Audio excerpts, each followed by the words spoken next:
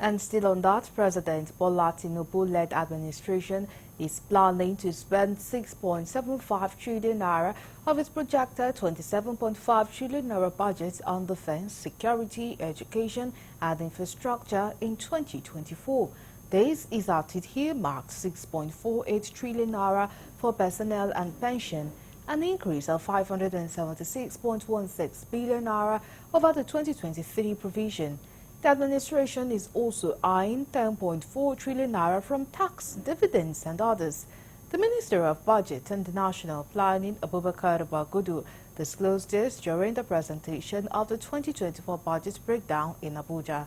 Earlier, while presenting the 2024 appropriation bill themed Budget of Renewed Hope on the floor of the National Assembly, Tinubu said the budget proposal was aimed at completing critical infrastructure projects that would help address structural problems in the economy while lowering the cost of doing business for companies and the cost of living for the average Nigerian.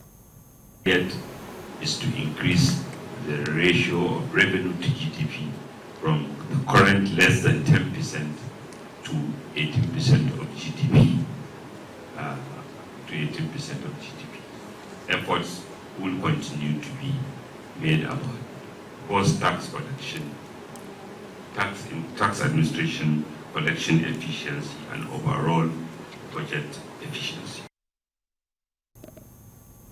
Of the amount, 1.07 trillion naira has been provisioned for the Federal Ministry of Health and its agencies, 137.21 billion naira for Gavi immunization funds, including counterpart funding for donor-supported programs, and 125.74 billion naira has transferred to Basic Healthcare Provision Fund.